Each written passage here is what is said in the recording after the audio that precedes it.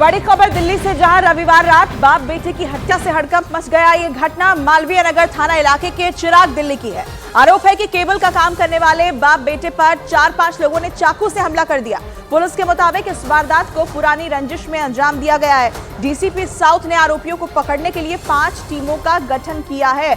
ये दिल्ली से खबर आपको बता रहे हैं। चिराग दिल्ली इलाके में ये हत्या होती है, डबल मर्डर। बाप बेटे की चाकू से गोदकर हत्या कर दी गई और पुलिस फिलहाल ये दावा कर रही है कि इस वारदात को पुरानी रंजिश में अंजाम दिया गया है। तो 8 बजे कॉल रिसीव होती है कि मेरे पापा के पेट में चाकू मार दिया है। जैसे ही मौके पहुंचते हैं तो मालूम चलता है जय भगवान, जो यहाँ के चिराग दिल्ली का रेजिडेंट है, इसको और इसके बेटे को, तो दोनों किसी ने चाकू मारा है, 4-5 लड़कों ने। और तो उनको हॉस्पिटल ले गए हैं। वहाँ पे दोनों ब्रॉड डेड हैं। इसमें फर्दर तफ्तीश आगे चल रही है। तो बड़ी जानकारी आपको दे दें, बाप बेटे की हत्या कर दी गई। 4 से 5 लोगों ने चाकू मारकर इस हत्या को अंजाम दिया और पुलिस की 5 टीमें फिलहाल आरोपियों की धरपकड़ के लिए लगाई गई हैं। अलग अलग जगहों पर इसे लेकर छापेमारी भी हो रही है।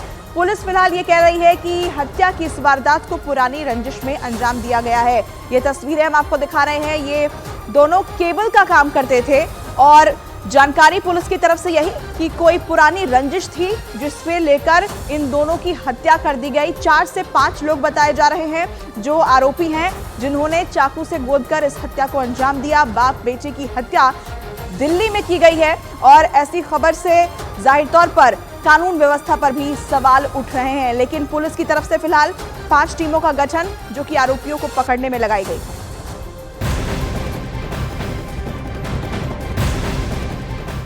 और अब खबर लखनऊ से है। लखनऊ के अकबर नगर में अतिक्रमण हटाने गई एलडीए और पुलिस टीम पर लोगों ने पथराव कर दिया, जिसमें पुलिस की कई गाड़ियों के शीशे टूट गए।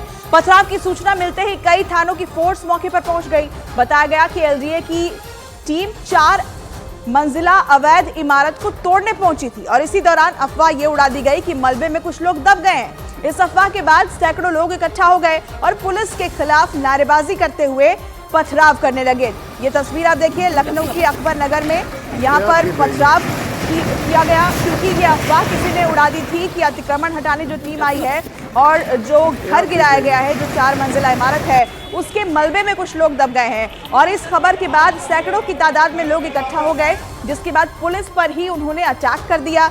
ये 3 तस्वीर आप देखिए। अवैध निर्माण पर एक्शन करने के लिए टीम पहुंची थी, एलडीए और पुलिस टीम यहाँ पहुंची थी, जिसके बाद ये अफवाह उड़ाई गई कि मलबे में कुछ लोग दब गए हैं। फिर सैकड़ों की तादाद में लोग वहां पहुंच जाते हैं। पुलिस पर पथराव उनकी तरफ से किया गया, जिसके बाद इलाके में शांति बहाली के लिए फ्लैग मार्च किया गया। तस्वीरें आप देखिए।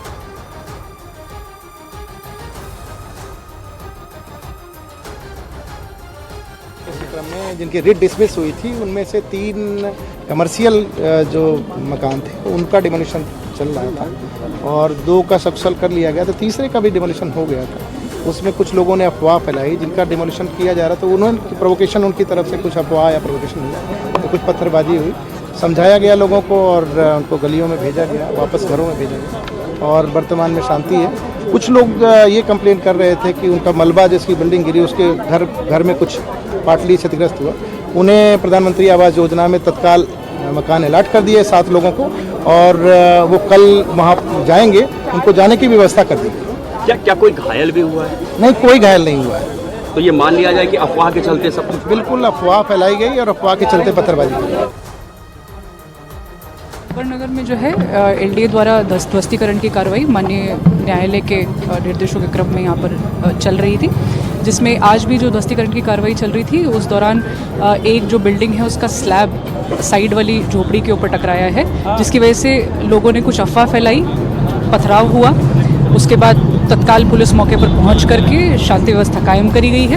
अब सामान्य है पूरी तरीके से स्थिति और ट्रैफिक भी यहाँ पर खोल दिया गया है।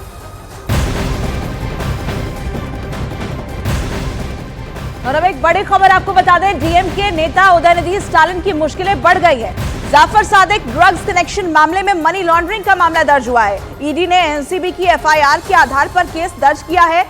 2000 करोड़ से ज्यादा के ड्रग्स सिंडिकेट मामले में ईडी ने भी उदयनिधि स्टालिन को शिकंजे में लिया है।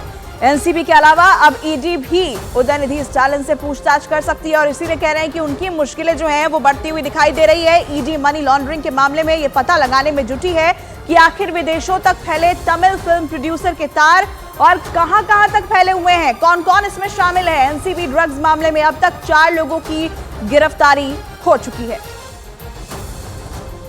तो बड़ी जानकारी आपको दे दें कि एनसीबी के बाद अब ईडी के शिकंजे में है उदयनिधि स्टालिन, क्योंकि एनसीबी ने ड्रग्स केस में अब तक 4 लोगों को गिरफ्तार किया है और उदयनिधि की मुश्किलें भी यहां पर बढ़ती हुई दिखाई दे रही है।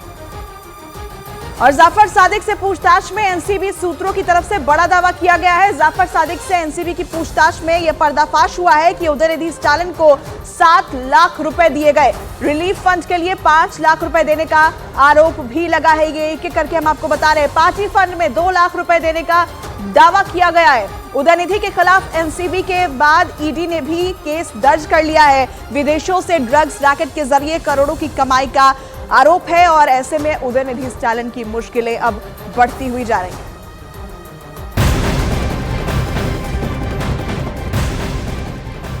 मुंबई कोस्टल रोड प्रोजेक्ट के पहले फेज का आज उद्घाटन होगा। महाराष्ट्र के CM Eknath Shinde, deputy CM Devendra Fadnavis और अजित पवार इस सड़क का उद्घाटन करेंगे। मुंबई के मरीन ड्राइव से वर्ली तक 10 किलोमीटर की यह सड़क खुल जाने से मुंबई वासियों को जाम से मुक्ति मिलेगी।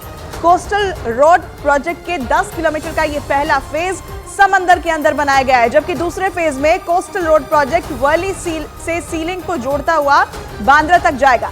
दावा है कि 10,000 करोड़ का ये प्रोजेक्ट मुंबई में ट्रैफिक की समस्या को खत्म करने में काफी अहम साबित होगा। बताया जा रहा है कि कोस्टल रोड के खुल जाने से मरीन ड्राइव से वर्ली जाने में अब सिर्फ 15 मिनट लगेंगे। इस रोड की क्या खासियत है ये एक-एक करके हम आपको बता रहे हैं। मरीन ड्राइव से वर्ली तक का सफर मात्र 15 मिनट में पूरा हो जाएगा। इस सड़क का उद्घाटन आज एकनाथ शिंदे करेंगे।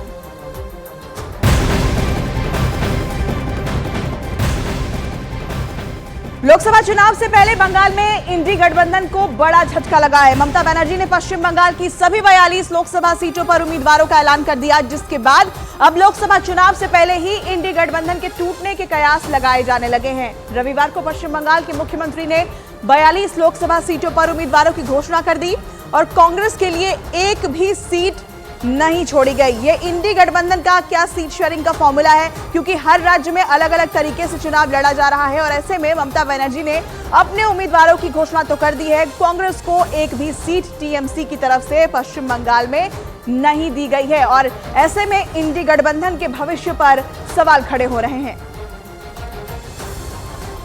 तो पश्चिम बंगाल से हम बड़ी खबर आपको बता रहे हैं। लोकसभा चुनाव में एनडीए को टक्कर देने के लिए इंडी गठबंधन को बनाया गया, लेकिन इंडी गठबंधन में समय समय पर फूट दिखाई देती है।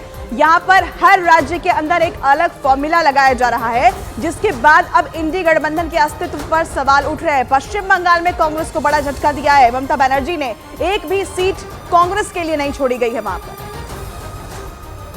42টা কনস্টিটিউয়েন্সিতে 42টা ক্যান্ডিডেট নিয়ে আমি এই র্যাম্পে হাঁটবো, অর্থাৎ এই জিনিস আগে আপনারা কখনো দেখেননি। অপেক্ষা করুন তার জন্য।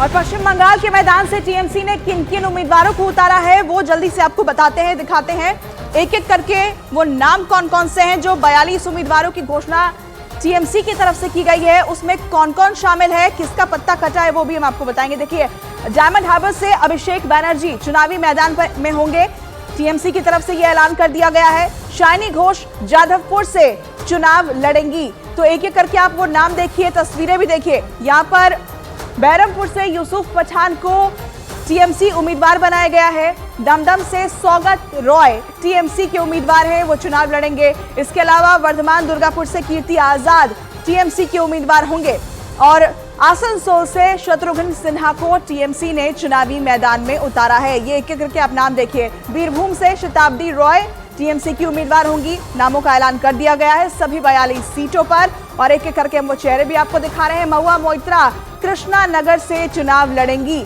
एक एक करके वो तस्वीरें भी आप देखते जाइए कि किन किन उम्मीदवारों का ऐलान, जो दिग्गज हैं उनका ऐलान यहाँ पर ममता बनर्जी की तरफ से कर दिया गया है।